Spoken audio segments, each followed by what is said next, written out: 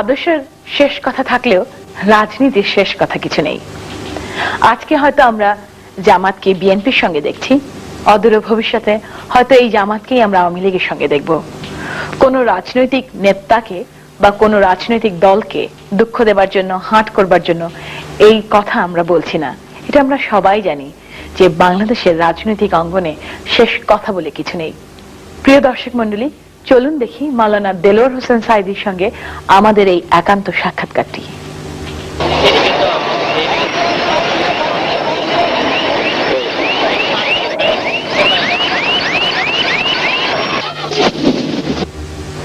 আপনাকে অনেক ধন্যবাদ আমাদের স্টুডিওতে আসবার জন্য। আপনার কাছে আমার প্রথম যে প্রশ্নটি থাকবে, যে প্রশ্নটি করবার জন্য আমরা অনেকদিন ধরে অপেক্ষা করছিলাম, সেটি হচ্ছে আপনার সংসদ সদস্য পদ বাতিল ঘোষণা করা হয়েছে।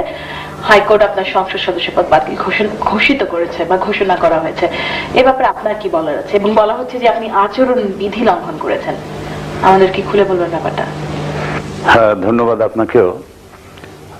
মূল বিষয়টা হলো যে যিনি আমার বিরুদ্ধে মামলা করেছেন, আমার প্রতিদ্বন্দ্বী সুধাংশু শেখর হালদার, 1996 সনে যখন আমি নির্বাচন করেছিলাম তখন তিনিও নির্বাচন করেছিলেন এবং 280 ভোটের ব্যবধানে তিনি হেরে গিয়েছিলেন। তারপরে তিনি পুরা 5 বছর আমার বিরুদ্ধে মামলা চালিয়েছেন এবং সেই মামলায়ও আল্লাহর মেহেরবানি সুপ্রিম কোর্টের 5 জন বিচারপতির সম্মিলিত রায় আমাদের পক্ষে রায় এসেছে এবং আমরা জিতেছি সেখানে।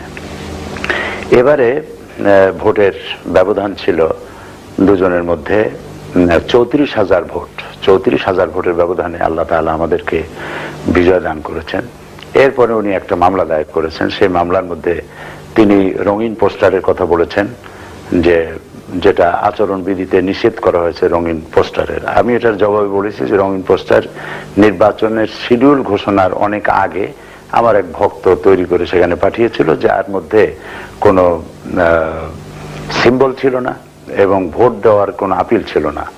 অমুকের সালাম নিন এবং তাকে দেশ গড়ার সুযোগ দিন, এই জাতীয় একটা পোস্টার ছিল। এটা কি উনি বলতে চাচ্ছেন এটা আচরণ বিধি লঙ্ঘিত হয়েছে উনি বলেছেন, কিন্তু এটা টেকে নাই, কারণ এটা আচরণ বিধি লঙ্ঘন করে নাই। ইলেকশন শিডিউল ঘোষণার আগেই ছিল এটা এবং আমার পার্টির কোনো সিম্বল সেখানে ছিল না এবং আমি ভোট চাই সে কথাও সেখানে লেখা ছিল না।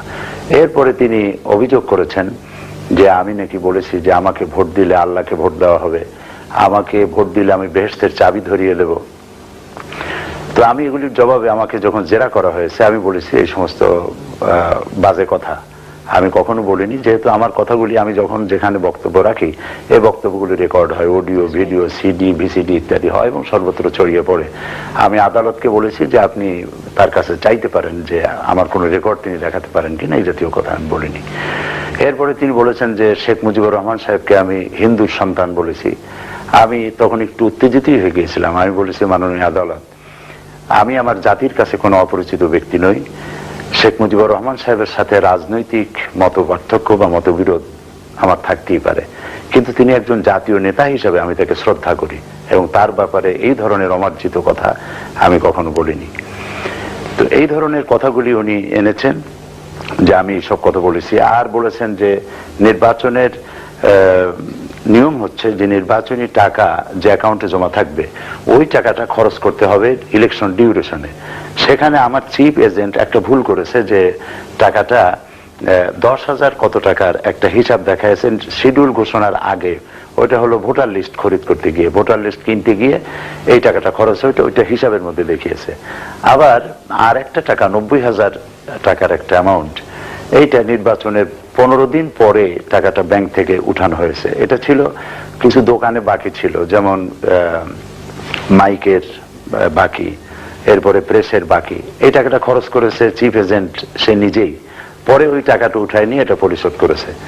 এটি বিচারপতি তিনি যা দেখেছেন তার এই অভিযোগের ব্যাপারে ইলেকশন ম্যানুয়াল অনুযায়ী তিনি বলেছেন যে এটা আচরণ বিধি লঙ্ঘিত হয়েছে, সুতরাং সংসদ নির্বাচন বাতিল ঘোষণা করা হলো। এটা তিনি হাইকোর্টের নির্বাচন বাতিল ঘোষণা করা হয়েছে। জি। আচ্ছা, তার মানে কি আপনি হাইকোর্টের রায়টা মেনে নিয়েছেন? না, মেনে নেননি। মেনে নেয়নি। তো কি করছেন আপনি? আমরা সাথে সাথে যখন এটা করা হলো যে আমার নির্বাচন বাতিল হয়েছে, আইনজীবীরা বলেছেন যে আচরণ বিধি লঙ্ঘন হলে সেখানে জরিমানা হতে পারে, কিন্তু ইলেকশন বাতিল হতে পারে না। আমরা তখন সুপ্রিম কোর্টে আপিল করেছি। সুপ্রিম কোর্ট এটাকে, এই অর্ডারটাকে স্থগিত করে দিয়েছে, স্টে করে দিয়েছে 22 অক্টোবর পর্যন্ত। এর মধ্যে আমরা সুপ্রিম কোর্টে আবার আপিল করব এবং ইনশাআল্লাহ আইনের লড়াইতে আমরা জিতবো আশা রাখি। সেটা আপনি আশা করছেন? এবং আমার সংসদ সদস্য পদ বাতিল হয়নি। এখনো আপনি সংসদ সদস্য? আমি মেম্বার অফ পার্লামেন্ট হিসেবে এখনো আছি। আচ্ছা, এরপরে আপনার কাছে, যেহেতু আমরা জামাতের যারা নেতৃবৃন্দ রয়েছেন তাদের সাধারণত আমাদের স্টুডিওতে কখনোই পাই না, খুব কম সময় বা খুব কম সংখ্যক। আমি আরেকটু কথা বলে নিতে চাই। আপনাকে ধন্যবাদ জানাচ্ছি কথা বলার সুযোগ দেওয়ার জন্য। সেটা হচ্ছে এই যে দুইটা টার্ম উনি আমার সঙ্গে, আমার প্রতিদ্বন্দ্বী যে আমার সঙ্গে বিরোধিতা করলেন, মামলা করলেন দুইটা টাইমে, উনি এটার কারণ হচ্ছে যে ওনার বাড়ি পিরোজপুরে না, ওনার জন্মস্থান বাগেরহাটে, আমার জন্মস্থান পিরোজপুরে। উনি ওখানে বিয়ে করেছেন, এই বিবাহের সূত্রে উনি ওখানে থাকেন। এখন উনি দুইটা টার্ম এমপি ছিলেন, তখন মানুষকে দেখাবার মতো উল্লেখযোগ্য কোনো কাজ তিনি করতে পারেননি। আমার গত 5 বছরে 2 বছর আমি কিছু পেয়েছিলাম সরকারি অনুদান, বাকি 3 বছর আমারটা বরাদ্দ উনি নিয়েছেন এবং কাজ করেছেন, আমি কাজ করতে পারিনি। মানে সরকারের পক্ষ থেকে যা বরাদ্দ দেওয়া হয় উন্নয়নের জন্য, অবকাঠামো নির্মাণের জন্য, রাস্তাঘাট, স্কুল, কলেজ, ব্রিজ, কালভার্ট ইত্যাদির জন্য, এগুলির জন্য যে বরাদ্দ হয় সেই বরাদ্দটা আওয়ামী লীগ সরকার আমাকে দেয়নি। এটা আমার হকটা উনি নিয়েছেন। পরবর্তী সময় জোট সরকারের মাধ্যমে যখন আমরা নির্বাচন করলাম এবং আল্লাহ তাআলা আমাকে 34,000 ভোটের ব্যবধানে যখন জিতিয়ে দিলেন, তখন এই 2 বছরে আমি বিভিন্ন প্রজেক্টে 200 কোটি টাকা গভর্নমেন্টের কাছ থেকে এনেছি এবং 200 কোটি টাকার কাজ এখন রানিং পজিশনে আছে। আমি যাতে কাজ করতে না পারি, আমার এলাকার যাতে উন্নয়ন না হয়, এই জন্যই তার প্রচেষ্টা। যেহেতু এরপরে তার কিছু বলার থাকবে না এবং নির্বাচনে আসাও তার জন্য অসম্ভব হয়ে পড়বে। মানে এই রাজনীতিটা ব্যক্তিগত পর্যায়ে পৌঁছে গেছে। জি, ব্যক্তিগত পর্যায়ে একটা হিংসা, একটা জেলাসি বলতে পারেন। জি, বাংলাদেশের রাজনৈতিক অঙ্গনে এটা খুব লক্ষ্য করা যায়। সেই জন্য উনি আমাকে বাধা দেওয়ার জন্য, টেনশনে থাকার জন্য, আমি যেন উন্নয়নের কাজ না করতে পারি, এটার জন্য তিনি এই প্রতিহিংসামূলক কাজ করে যাচ্ছেন। তবে এখন আমার বিরুদ্ধে যখন রায় হলো, এই রায়ের পরে তো পিরোজপুরে জনগণ মাঠে নেমে পড়েছে। হিন্দুরাও এই মিছিলে ছিলেন এবং হিন্দুরাও আমাকে ভোট দিয়েছিলেন নির্বাচনের সময়। তারপরে মহিলারা, পুরুষেরা। খুব ভালো লাগলো যে বাংলাদেশের সংখ্যালঘুরা আপনাকে ভোট দিয়ে নির্বাচিত করতে সাহায্য করেছে। এবং আমি এখানে আসার আগেই তো দুর্গাপূজার মিটিং করে আসছি আমি ডিসি সাহেবের কনফারেন্স হলে। সেখানে আমার জেলার, পুরা জেলার হিন্দুদের পূজা কমিটির সভাপতি, সেক্রেটারি, তারা সহ উপস্থিত ছিলেন এবং তারা সেখানে বক্তব্য রেখেছেন, আমি প্রিজাইড করেছি। তারা বলেছেন যে, আমার কথা বলেছেন যে উনি এমপি হওয়ার পর থেকে আমাদের এলাকায় কখনো কোনো সাম্প্রদায়িক সম্প্রীতি বিনষ্ট হওয়ার মতো কোনো কারণ ঘটেনি। আর আমি গত দুর্গাপূজায় তাদের জন্য সরকারের কাছ থেকে 60 মেট্রিক টন চাল আদায় করেছিলাম ওনাদের পূজার জন্য, যা অন্য কোনো জায়গায় হয়নি বলেই পত্রপত্রিকা লিখেছে। এবারও আমি তাদের জন্য পূজার জন্য সাহায্য সহযোগিতার ব্যবস্থা করে এসেছি। যেহেতু সংখ্যালঘুদের প্রশ্ন এসেই গেল, আমি আপনাকে একটা প্রশ্ন করতে চাই। সেটি হচ্ছে, আপনাদের কট্টর মৌলবাদী দল বলা হয় কেন? কারণটা কি? জামাত কেন একটা কট্টর মৌলবাদী দল? এটি প্রত্যেকেই যার যার বলার স্বাধীনতা আছে। না, পার্টিকুলারলি জামাতকেই কেন বলবে? বলছি, মানুষের প্রত্যেকেরই বলার স্বাধীনতা আছে। সেই বলার মুখ নিয়ে রাজনৈতিক প্রতিহিংসার কারণেই জাতীয় কথা বলতে পারে। বাস্তবতার সাথে এর কোনো মিল নেই। আমরা যদি কট্টর মৌলবাদী একটা কিছু হতাম, তাহলে তো আমি আপনাকে বললামই যে আমাকে আমার মিটিং এ হিন্দুরা থেকেছেন, আমার মিছিলে থেকেছেন, আমার মঞ্চে বক্তব্য রেখেছেন। এটা কেমনে হলো? কাজে আমরা কট্টর মৌলবাদী বলতে যা বুঝায়, আমরা অমন কিছু নই। ঠিক কট্টর মৌলবাদী দলটা কি তাহলে? মানে কাদের আমরা বলতে পারি যে কট্টর মৌলবাদী সংগঠন বা এরা কট্টরপন্থী মৌলবাদী? আপনি কি একটু উদাহরণ দিবেন? আমি তো কট্টর মৌলবাদী আসলে আমি নিজেও বুঝতেছি না যে জিনিসটা কি। আমি প্রতিবাদ এই জন্য করছি যে কট্টর মৌলবাদী বলতে বোঝানো হয় এরকম একটি দলকে যারা ধর্মান্ধ, যারা ডানে বাই কিছুই তাকায় না, চোখ বুঝে যা খুশি তাই করতে থাকে ধর্মের নামে। এদের কি বোধহয় কট্টর ধর্মপন্থী মৌলবাদী বলা হতে পারে? আমরা সেরকম দল নই। আপনারা সেরকম দল না। আমরা, ইসলাম হচ্ছে সর্বাধুনিক, এর থেকে আধুনিক, এর থেকে মডার্ন আর কোনো ধর্মই হতে পারে না। যে ধর্ম মানুষকে নারীর অধিকার দিয়েছে, শ্রমিকের অধিকার দিয়েছে, সাদা এবং কালো মানুষকে একই প্ল্যাটফর্মে দাঁড় করিয়েছে, শ্রমিকদের অধিকার আদায় করেছে। কাজী ইসলামে কট্টর মৌলবাদ বলে কোনো জিনিস নেই। ইসলামকে আমরা যতটুকু জানতাম বা জানি বা সারা পৃথিবীতে ইসলাম সম্পর্কে যে ধারণা রয়েছে, ইসলামকে অবশ্যই একটি মডারেট মডারেট ধর্ম বলা হয়েছে, কিন্তু বর্তমান শাসন ব্যবস্থা বা বর্তমান বিশ্বের দিকে তাকালে এরকম কি মনে হয় না ইসলাম হচ্ছে একটা সন্ত্রাসী সংগঠন? ইসলামকে এরকম বদলে দেওয়া হয়েছে, বা ইসলাম সম্পর্কে সারা বিশ্বের মানুষের, বা ইসলাম কোন একটা মুসলমান নামের সঙ্গে অত্যন্ত হেট্রেড জড়িত? না, কারণ এটা কি ওয়েস্টার্ন সিভিলাইজেশনের একটা পার্ট? আপনি কি বলবেন, মানে আপনি ব্যাপারটাকে কিভাবে দেখছেন? আমি বলতে চাই যে কোন ব্যক্তির আচরণকে অথবা কোন সংগঠনের আচরণকে ইসলামের উপরে চাপিয়ে দেওয়া এটি একটি দুর্ভাগ্যজনক। ইসলামকে ইসলাম দিয়েই চিনতে হবে। যে যে ধরনের চশমা পরবে, লেন্সটা যে রঙের হবে, পৃথিবীটাকে সে রঙেই দেখবে। সুতরাং ইসলামকে জানতে হলে কার্ল মার্কস, লেনিন, মাও সেতুং, রবীন্দ্রনাথ দিয়ে ইসলাম চেনা যাবে না। ইসলামকে জানতে হলে কোরআন এবং হাদিস থেকেই স্পষ্টভাবে জানা যাবে। সেই জন্য যারা ইসলামকে মৌলবাদ বা কট্টর মৌলবাদী বলে, অথবা ইসলামের গন্ধ শুধুমাত্র কি বলে টেরোরিজমের গন্ধ শুধু ইসলামের মধ্য দিয়ে আসে, আর কোথাও টেরোরিজম নাই, এই কথা তো একমত হওয়া যায় না। যেমন আমেরিকা টেরোরিস্টদের বিরুদ্ধে তারা তাদের সংগ্রাম অব্যাহত রাখছে, তারা বলছেন। আমরা আমেরিকার সাথে দুনিয়ার সন্ত্রাসকে নির্মূল করার জন্য আমেরিকার এই স্লোগানের সাথে একমত, কিন্তু তাদের নীতির সাথে একমত হতে পারি না এই কারণে যে তারা টেরোরিস্ট খুঁজতে শুধুমাত্র মুসলমান ছাড়া কারোর মধ্যে টেরোরিস্ট খুঁজে পায় না, ইসলাম ছাড়া কারোর মধ্যে টেরোরিজম খুঁজে পায় না। আপনি নিশ্চয়ই জানেন যে আমেরিকা একটা লিস্ট করেছে টেরোরিস্ট কান্ট্রির, তার মধ্যে সুদান আছে, ইরাক আছে, পাকিস্তান আছে, তার ভিতরে কি বলে চেচনিয়া আছে, বিভিন্ন দেশ সামিল তারা করেছে, ইরান আছে। কিন্তু টেরোরিজমের উপর দিয়ে জন্ম হলো যে রাষ্ট্রটির, সেই রাষ্ট্রটির নাম নাই, ইসরায়েল নামের মধ্যে নাই। তো সেই জন্য কোন ব্যক্তির আচরণ অথবা কোন সংগঠনের আচরণকে ইসলামের উপরে চাপিয়ে দিয়ে ইসলামকে দোষারোপ করা এটি সঠিক নয়। তালেবানদের আপনারা কিভাবে দেখেন? তালেবান সংগঠন ছিল, তালেবান সরকার ছিল, তাদের সঙ্গে আপনাদের সম্পর্ক কিরকম ছিল, বা তালেবান এই শাসন ব্যবস্থাকে আপনারা কিভাবে দেখেছেন? তালেবান শব্দের অর্থ হচ্ছে ছাত্র। তো ছাত্ররা তো ভুল করতেই পারে।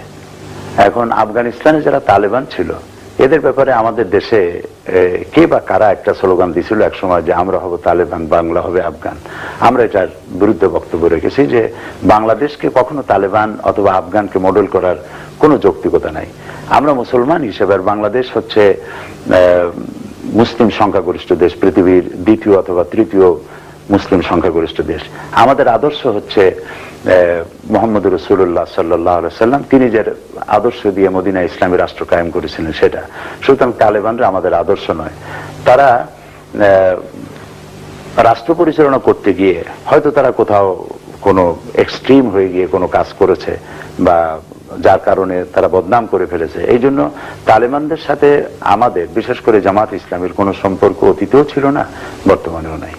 আচ্ছা, আরেকটি আপনি যেটা স্লোগানের কথা বললেন, আপনাদের একটি স্লোগান আছে রুশ ভারতের দালালরা হুঁশিয়ার সাবধান। সেখানে আপনারা মার্কিন যুক্তরাষ্ট্রের নাম কেন যুক্ত করেন না?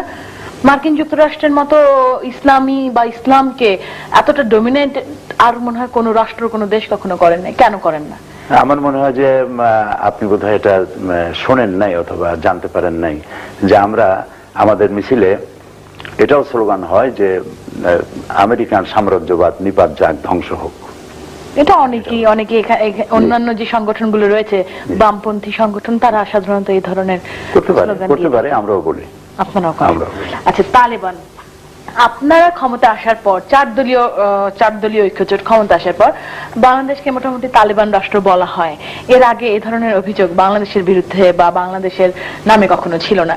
এটার কারণ যে আপনারা নিজেদের মডারেট বললেও আপনাদের ইমেজটা বাইরে কট্টরপন্থী মৌলবাদী ইসলামিক দল। এই কারণে কি বলা হচ্ছে যে বাংলাদেশ তালেবান রাষ্ট্র? এটি একটি রাজনৈতিক ষড়যন্ত্র বলেই আমরা মনে করি। এই প্রচারটা বিরোধী দলীয় নেত্রী, মাননীয় বিরোধী দলীয় নেত্রী, তিনি এই শব্দটি বাইরে এসে প্রচার করেছেন এবং দেশেও বলেছেন যে সরকারে তালেবান আছে। সরকারের পক্ষ থেকে চ্যালেঞ্জ করা হয়েছে যে তালেবান মন্ত্রী অথবা এমপি কে, তাদের নাম বলা হোক। ওনারা সে নাম বলেন নাই। ওনারা একথাও বলেছেন যে বর্তমান সরকার, জোট সরকার ক্ষমতায় আসার পর দেশে সাম্প্রদায়িক শক্তি, সাম্প্রদায়িক সম্প্রীতি বিনষ্ট হয়েছে, সংখ্যালঘুদেরকে মারধর করে তাদেরকে দেশ থেকে তাড়িয়ে দেওয়া হয়েছে, সংখ্যালঘুদেরকে 71 সনে পাকিস্তানি হানাদারেরা যে বর্বরতার পরিচয় দিয়েছে বাংলাদেশে, তদানীন্তন পূর্ব পাকিস্তানে, বর্তমান সরকার এসেও সংখ্যালঘুদেরকে সেইভাবে অত্যাচার করেছে, মারধর করেছে, বিতাড়িত করেছে ইত্যাদি, এই কথাগুলি তারা বলেছেন। এটি খুবই দুর্ভাগ্যজনক যে আপনি নিশ্চয়ই জানেন যে দেশ 32 বছর স্বাধীন হলো। আমাদের দেশে বিদেশের অনেক রাষ্ট্রপ্রধান, প্রধানমন্ত্রীরা আমাদের সফর করেছেন, তাদের দেশে অনেক সমস্যা আছে, কিন্তু তারা কখনোই তাদের নিজের দেশের সমস্যার কথা আমাদের দেশের সরকারের কাছে, জনগণের কাছে বলেনি। বরং এ ধরনের কোনো ঘটনা যদি ঘটে থাকে, আমি আজকে বলবো যে এ ধরনের ঘটনা ঘটে নাই, যদি ঘটে থাকে তাহলে বিরোধী দলীয় নেত্রী এবং তার দলের নেতৃবৃন্দ, তাদের জায়গা রয়েছে পার্লামেন্টে, তারা পার্লামেন্টে বলতে পারতেন। তারা পার্লামেন্টের প্রবলেমটা হচ্ছে কি, পার্লামেন্টের আপনারা যত শক্তিশালী, কারণ আপনারা 4 দলীয় ঐক্যজোটের সদস্য, বিরোধী দল ততটা না। এটা ঠিক নয়। উনি বিরোধী দলের নেত্রী এবং ডাকসেটের নেত্রী, অত্যন্ত যোগ্যতা সম্পন্ন নেত্রী, এবং জাতির কাছে তিনি পরিচিত, বিশেষ করে মরহুম শেখ মুজিবুর রহমান সাহেবের সন্তান হিসেবে পরিচিত, তার একটা ইমেজ রয়েছে। উনি পার্লামেন্টে কথা বলতে পারেন, কিন্তু মাইকি দেওয়া হয় না, তিনি কথা বলবেন কি করে? আমি সাক্ষী। আপনি যদি আমার কথা বিশ্বাস করেন তাহলে আমি ঠিক এভাবেই বলবো যে আমার উপস্থিতিতে উনি ফ্লোর নিয়েছেন, কথা বলেছেন, কথা বলা শুরু করেছেন। কোনো বিধি নেই ওখানে, নিয়ম হচ্ছে বিধি মোতাবেক কথা বলা, বিধি ছাড়াই কথা বলা শুরু করেছেন। কথা বলতেছেন, স্পিকার সাহেব বলছেন যে অনুগ্রহ করে সংক্ষেপ করেন, মেহেরবানি করে সংক্ষেপ করেন। এরকম উনি 10 মিনিট, 20 মিনিট, 30 মিনিট, 40 মিনিট, আমি আমার নিজের চোখে আমি উপস্থিত থেকে দেখেছি 50 মিনিট পর্যন্ত কথা বলেছেন। তারপরেও যখন উনি থামতেছেন না, এরপরে উনি স্পিকার সাহেব ওয়ার্নিং দিয়েছেন যে আপনি যদি না থামেন তাহলে আমি মাইক বন্ধ করে দিতে বাধ্য হব। তারপরে উনি মাইক বন্ধ করে দিয়েছেন। তখন উনি বলছেন যে আমাদেরকে যখন কথাই বলতে দেওয়া হবে না তখন আমরা হাউসে থাকবো না। এটা তো ঠিক না। পার্লামেন্টের কিছুটা নিয়ম নীতি আছে, রুলস অফ প্রসিডিওর আছে, সেই রুলস অফ প্রসিডিওর মেনে নিয়েই প্রত্যেককে কথা বলা উচিত এবং এই আচরণ বিধি মেনে চলা উচিত। উনি সেটা করেননি। যাক, আমি যেটা বলতেছিলাম সেটা হলো যে দেশে তালেবান আছে এবং সংখ্যালঘুরা নির্যাতিত হচ্ছে, এই কথা উনি দেশে বিদেশে সমানে ছড়িয়েছেন। কিন্তু আপনি যদি, আমি আপনাকে একটু থামিয়ে দিচ্ছি, আপনি বলবেন। আর শুধুমাত্র উনি ছড়ান নাই, আপনি যদি এখানকার পেপারগুলো দেখেন, এখানকার গার্ডিয়ান থেকে আরম্ভ করে বেশ কিছু এরকম ওয়ার্ল্ড রিকগনাইজড জার্নাল দেখেন, আপনি দেখবেন আমাদের দেশের সংখ্যালঘুরা যে নির্যাতিত হচ্ছে তার উপর বিভিন্ন রকম আর্টিকেল প্রায় এসে লেখা আসছে। আপনি এটাকে অস্বীকার করবেন? আমি অস্বীকার তো করবোই। কেন করবে? এই কারণে, যেহেতু আমি বাংলাদেশের, সেখানে আমি থাকি এবং আমি নিজে সাক্ষী, একজন জনপ্রতিনিধি, পার্লামেন্টের কথা বলি, সারা দেশ আমি সফর করি। আপনাকে নিরপেক্ষ হতে হবে। আপনাকে নিরপেক্ষ হতে হবে। আমি এখন একজন নিরপেক্ষ বাংলাদেশী হিসেবে বলছি যে আমার নিজের দেখা যেটা, গার্ডিয়ান পত্রিকার সাংবাদিকরা এখান থেকে তাদের সাপ্লাই করা কোনো খবর যদি পরিবেশন করে, পত্রিকার খবর অথবা কোনো নিউজ, এটা তো ওহির সমান মর্যাদা রাখে না, যেটা বিশ্বাস করতেই হবে। এরকম তুলনাতেই আমরা যাব না, এরকম তুলনাতেই আমরা যাব না। তারপরেও যেহেতু বর্তমান বিশ্বে পেপারগুলো বা কিছু কিছু পেপারের গ্রহণযোগ্যতা এত, আমরা মনে করি যে হ্যাঁ, এই ধরনের পেপারে আসলে, যেমন বাংলাদেশের অনেক পেপার দেখলে আমরা বুঝি এটা আওয়ামী লীগ কেন্দ্রিক পেপার, অর্থাৎ আওয়ামী লীগের নিউজটা ফলো করে ছাপা হবে, বিএনপি পেপার বিএনপির ফলো করে ছাপা হবে। কিন্তু গার্ডিয়ান সম্পর্কে এই ধরনের অভিযোগ সাধারণত কেউ করে না। অর্থাৎ গার্ডিয়ানে যদি কখন কোনো নিউজ আসে বা এরকম কিছু জার্নাল আছে, যখন আসে তখন আমরা তার গ্রহণযোগ্যতাটা হয়তো একটু বেশি ধরি। হ্যাঁ, ধরা যেতে পারে, কিন্তু আমি বলতে চাইবো যে গার্ডিয়ান হোক, টাইমস হোক বা ফার ইস্টার্ন ইকোনমিক রিভিউ হোক, যে সমস্ত বড় বড় নাম করা পত্রিকা পৃথিবীতে আছে, এই পত্রিকাগুলি কারা পরিচালনা করেন, এর পলিসি কি, তারা কি মুসলমানদের পক্ষে কোনো কথা বলবে? এমনও তো হতে পারে যে যেহেতু এটা পৃথিবীর দ্বিতীয় বৃহত্তম মুসলিম দেশ এবং অতীতের সরকার যারা এর আগে ছিল তারা ইসলামকে সাপ্রেস করার জন্য চেষ্টা করেছে, আলেম ওলামাদেরকে গ্রেফতার করেছে। আওয়ামী লীগ তার আমলে, শাসন আমলের শেষ দিকে এসে পাবলিক সিকিউরিটি অ্যাক্ট, এই অ্যাক্ট বলে 26,000 আলেমদেরকে গ্রেফতার করেছে। আওয়ামী লীগ এটা কেন করবে? আপনার কেন মনে হয়, মানে আওয়ামী লীগ কেন ইসলামের বিপক্ষে যাবে? কারণ আওয়ামী লীগের অধিকাংশ নেতৃবৃন্দ মুসলমান। যদি সেটাই হয়ে থাকে, যদি সেই কারণে হয়ে থাকে, আওয়ামী লীগ কেন করবে? আওয়ামী লীগের লাভটা কি?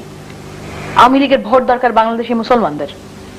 আওয়ামী লীগের কাছে বাংলাদেশি মুসলমানদের সকলের ভোট প্রয়োজন হতো যদি তাদের একটা ফিক্সড ডিপোজিট না থাকতো।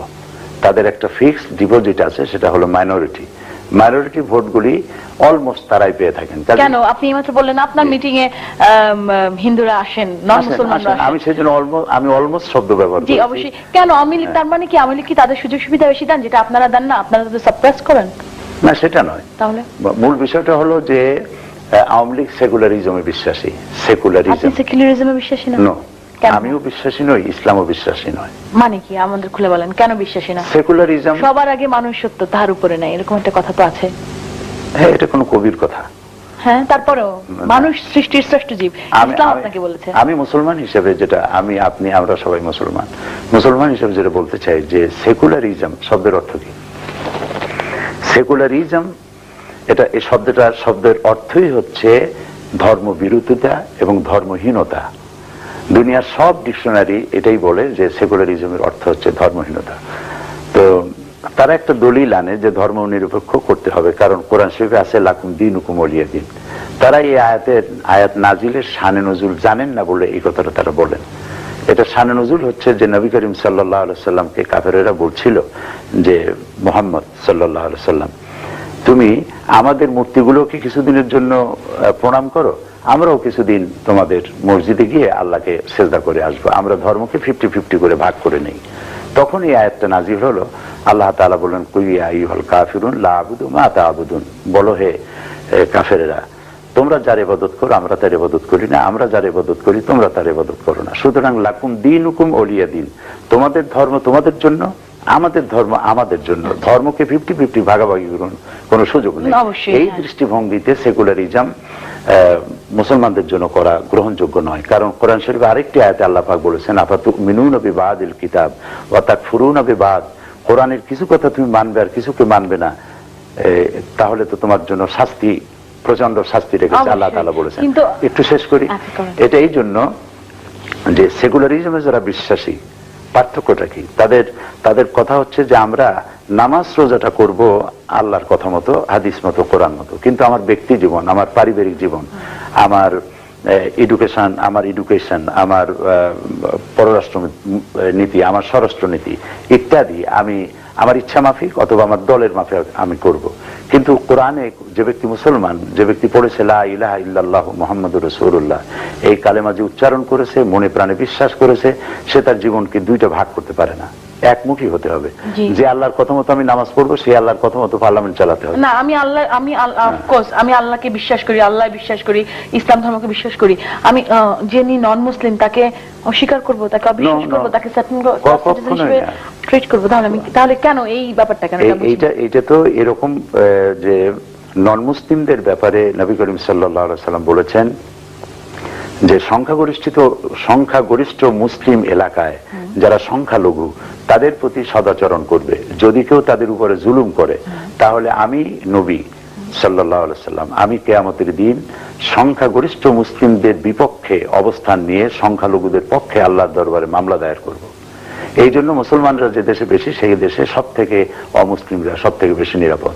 সেই জন্য সেকুলারিজমের কোনো প্রয়োজন মুসলমানদের হয় না, যেহেতু ইসলাম কমপ্লিট কোড অফ লাইফ। এর মধ্যে কোনো জোড়াতাড়ি দেওয়ার দরকার নেই।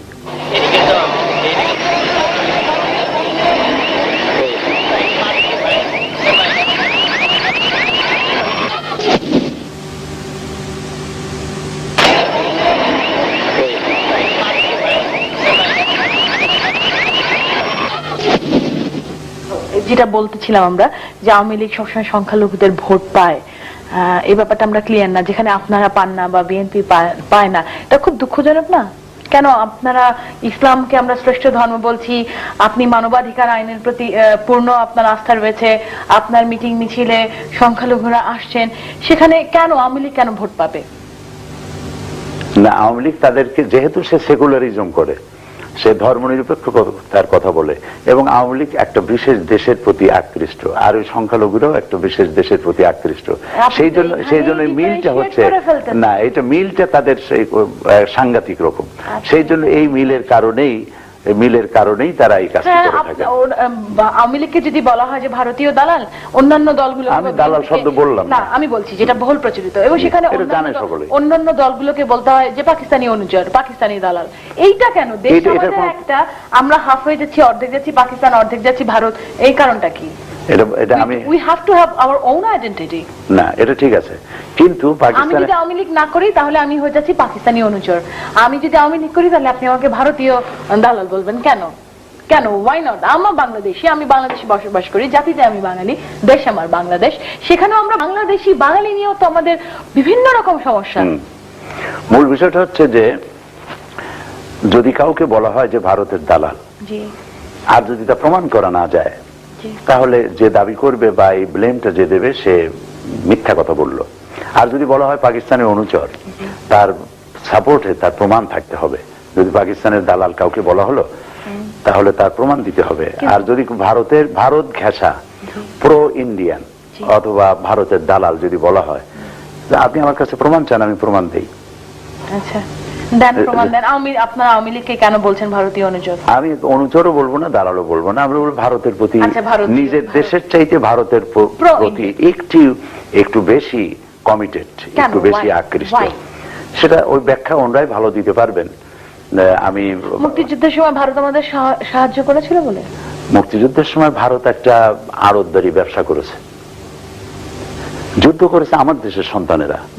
এখান থেকে যারা গেছে তাদেরকে তারা একটা আড়তদারি ব্যবসার মতো করেছে, ওখানে করে একটু বলি একটু সহযোগিতা করেছে। হ্যাঁ, করে নিয়ে তারা কাজটা করেছে কি দেখুন, তারা দেশ স্বাধীন হওয়ার সাথে সাথে যখন পাকিস্তানি আর্মিরা সারেন্ডার করলো, তারা দেশের মধ্যে প্রবেশ করে নিয়ে সমস্ত ব্যাংকগুলি লুট করলো এবং সমস্ত ক্যান্টনমেন্ট থেকে অস্ত্র লুট করলো। সর্বপ্রথম 9 নম্বর সেক্টরের কমান্ডার বীর মুক্তিযোদ্ধা মেজর জোরে, নিশ্চয়ই আপনার বাড়ি বরিশালে, যখন বলেছেন আপনি নিশ্চয়ই তাকে চেনেন, এবং মুক্তিযুদ্ধের গৌরব তিনি। একজন মুক্তিযোদ্ধা গ্রেপ্তার হয়েছেন এই অপরাধে যে ভারতের এই চুরি এবং ডাকাতির বিরুদ্ধে অবস্থান নিয়েছিলেন বলে আমরা তাকে নিয়ে গৌরব করতে পারি, মেজর জলিলকে নিয়ে। সুতরাং এটাই হলো মূলীভূত কারণ যে ভারত সহযোগিতা করছিল, একটা স্বার্থ ছিল তার সামনে, সেই স্বার্থটা অবশ্যই। কিন্তু এই যে ভারত যে সহযোগিতা করেছে, এর জন্য কি ভারতের প্রতি আপনারা কৃতজ্ঞতা প্রকাশ করবেন না? আমি কৃতজ্ঞতা প্রকাশ করতাম বা আমরা করতাম যদি আমার দেশের সন্তানেরা যুদ্ধে অংশ না নিত, পুরোপুরি তার উপরে নির্ভর করতো। পুরোপুরি তার উপর নির্ভর করে না, আমার দেশের সন্তানেরা খাইয়ে না খাইয়া যুদ্ধ করেছে এবং যুদ্ধে বিজয় ছিনিয়ে এনেছে। আচ্ছা, আওয়ামী লীগের বিরুদ্ধে আপনারা বর্তমানে কথা বলছেন, এর আগে আপনাদের সঙ্গে আওয়ামী লীগের আমরা জোট দেখেছি, নানা রকম আতাত দেখেছি, রাজনৈতিক অঙ্গনে আওয়ামী লীগ আপনাদের বন্ধুও ছিল, এখন বর্তমানে শত্রু। সবসময় রাজনীতিতে জামাত বা আপনারা একটি সুবিধাজনক অবস্থানে থাকেন। কখনো বিএনপি আওয়ামী লীগের যুদ্ধে আপনারা কখনো বিএনপি, কখনো আওয়ামী লীগ, এটা আমরা প্রথম থেকে দেখে আসছি। তো আপাতত আপনারা বিএনপির সঙ্গে রয়েছেন এবং অত্যন্ত শক্ত এবং সুবিধাজনক স্থানে রয়েছেন। নিয়ার ফিউচারে আপনাদের কবে আমরা আওয়ামী লীগের সঙ্গে দেখবো? বাংলাদেশের রাজনৈতিক পরিস্থিতি আবার উত্তপ্ত হয়ে উঠেছে। আওয়ামী লীগের সাথে কখনো দেখেছেন, কখনো বিএনপির সাথে, না এই যে কথাটা বললেন, না এরশাদ সাহেবের সাথে আমাদের দেখলেন কখন? এরশাদ সাহেবের সঙ্গে আপনাদের আতাত হয়নি? না, আমরা তো এরশাদ সাহেবের স্বৈরাচার বিরোধী তো আন্দোলন তো আমরাই করলাম। বিএনপি কে যখন 96 এর ইলেকশন থেকে হটালেন, তখন তো আপনারা মোটামুটি সব জোটবদ্ধই ছিলেন। আপনার প্রশ্ন তো শেষ হয়েছে, আমাকে বলতে দিন এবার। যেহেতু আপনি আমাকে কোশ্চেন করলেন না। জি, এরশাদের সঙ্গে আমাদের ওইরকম আতাত কখনো হয়নি। আওয়ামী লীগের সাথে আমাদের সম্পর্কটা যে ছিল সেটা কিসের, সেটা দেখতে হবে। সেটা হচ্ছে caretaker conception, caretaker government. Caretaker গভর্নমেন্টের কনসেপশন ছিল জামাত ইসলামের সাবেক আমির অধ্যাপক গোলাম আজম, এটি ছিল তার দেওয়া একটি কনসেপশন। এইটির উপরে আওয়ামী লীগ একমত হলেন আমাদের সাথে। আমরা যে আন্দোলনটা গড়ে তুললাম সেই আন্দোলনের সাথে আওয়ামী লীগ এসে একমত হয়েছেন এবং আমরা স্বৈরাচারকে সরাবার জন্য ঐক্যবদ্ধ হয়েছিলাম তখন। এটা কথাটা এরকম নয় যে আওয়ামী লীগের বানানো কোনো আন্দোলনে আমরা শরীক হয়েছি, বরং আপনি এটাই বলতে পারেন যে আমাদের তৈরি করা আন্দোলনে আওয়ামী লীগ শরীক হয়েছে। যাই হোক, একসাথে কাজ করেছেন আওয়ামী লীগ এবং জামাত। হ্যাঁ, আচ্ছা, করেছেন সেটাই। এরপরে অদূর ভবিষ্যতে রেজাল্ট ভালো হয়েছে যে স্বৈরাচারের পতন হয়েছে এবং একটা গণতান্ত্রিক পরিবেশ, ইলেকশনেও দেখলাম একটা গণতান্ত্রিক পরিবেশ আসছে। 96 রাজনীতি তো কোনো শেষ কথা নাই। না। যখন আন্দোলন, যখন কিন্তু আদর্শের শেষ কথা রয়েছে, রাজনীতির শেষ কথা নাই, আদর্শগত কিছু মিল থাকতে হবে। আপনারা আমি যেটা আপনার কাছে প্রশ্ন ছিল সেটা হচ্ছে মানে বাংলাদেশের রাজনৈতিক অঙ্গনে আমরা আবারও দেখছি নানা রকম সমস্যা, উত্তপ্ত হয়ে উঠেছে বাংলাদেশের রাজনৈতিক প্রেক্ষাপট। এই মুহূর্তে আপনারা 4 দলীয় ঐক্য জোটে রয়েছেন, ভবিষ্যতে কি আপনারা আওয়ামী লীগে যোগ দেবেন? এটার কোনো সম্ভাবনা আছে বলে মনে করি না। কোন রকম আপনাদের আতাত কোন রকম জোট গঠন হবে না আশা করছেন না? আমি মনে করি না, এই মুহূর্তে মনে করছি না। তবে রাজনীতির তো কোনো শেষ কথা নাই। না না না, কিন্তু দেশের আদর্শগত দিক থেকে আপনারা আদর্শ, আওয়ামী লীগ পৃথিবীর উত্তর মেরু এবং দক্ষিণ মেরু। এটা ঠিক আছে, এটা ঠিক আছে, কিন্তু আমি একটা দৃষ্টান্ত আপনাকে দেই। আমরা ধরুন হোয়াইট চ্যাপেল থেকে, আমি একটু বলি, আমরা গ্রিন স্ট্রিট, আমরা ধরেন যে হোয়াইট চ্যাপেল থেকে গ্রিন স্ট্রিটে যাব, একটা মাত্র রাস্তা, এই রাস্তা দিয়ে যাচ্ছি, পথে দেখা গেল যে একটা গাছ কেটে কেউ ফেলে রেখেছে।